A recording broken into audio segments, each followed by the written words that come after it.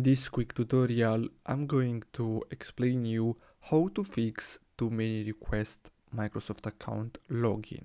So in order to fix this problem, we're gonna have to add a security key to our account.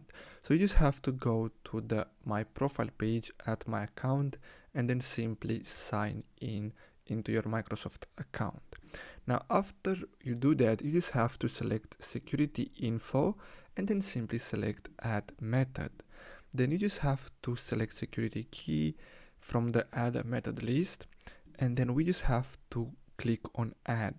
Then what we're gonna have to do is simply select the type of security key you have. So it's either a USB device or NFC device. I recommend you to choose NFC device, and basically even if you choose any of these, so it doesn't matter because it will be saved on your computer, but it's better if you choose a device like an iPhone, Android device, to have it on that too in case you need it to log in into another device.